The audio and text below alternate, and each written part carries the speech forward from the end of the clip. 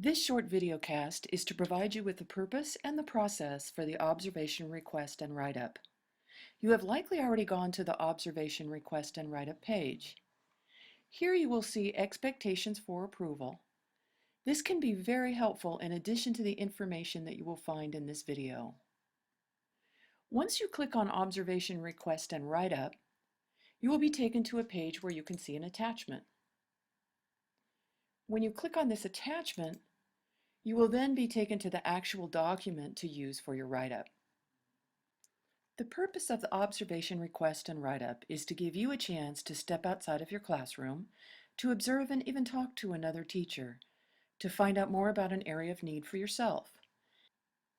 In the first year of teaching, classroom management and setting up procedures is often an issue. So maybe you will want to go and observe a teacher who has good classroom management strategies. Find out a little bit about how they've established their procedures and see how they work directly with the students in their classroom. In year 2, perhaps you want to know more about how to adjust your lesson when formative assessment reveals that not every student is moving towards the learning target. An observation of a teacher skilled in this type of practice could be invaluable. The form you see here is simply to help you document the process of your observation, as well as your pre-planning and post-planning reflections. It is expected that you will observe once during the fall.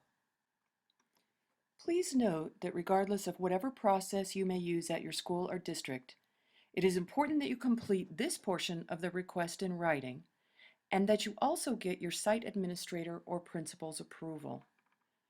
It is important that they are aware of when you are out of the classroom and not on campus. Here you see in this highlighted area that we've asked you to attach your observation notes in addition to completing page 2. Page 2 are the pre and post reflections. When you do your observations, you may do multiple observations within one day. We need at least one of those observations to be where you've taken notes.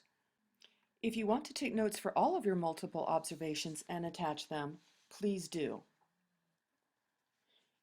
In addition to the observation notes that you take during the time you spend in the classroom, you will want to complete this pre-observation reflection, and you'll find that on page 2. The pre-observation reflection is where you plan for what you will focus on during your observation or observations.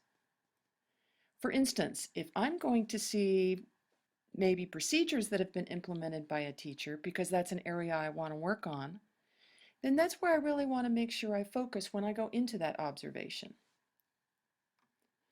So we start with the pre-observation reflection, considering what we're hoping to observe and what we hope we'll be able to bring back to our classroom. We then take notes during our observation. This allows us to carefully record what the teacher is doing as well as what the students are doing. In this way, we can take those notes back and use them for our post-observation reflection.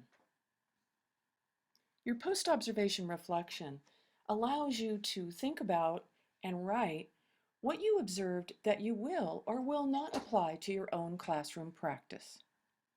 If you have any problems finding a teacher to observe, please contact your coordinator or me, and we can help you set up something for connecting with another teacher. I would encourage you to go off campus or even out of your own district to do this observation. However, I know sometimes people like to observe on their own campus, especially if you're a special education teacher and you want to observe very specific students in another setting. Please just make sure that you speak with your coordinator or with me before you do that observation. Should you have any additional questions, please contact your support provider. Thank you.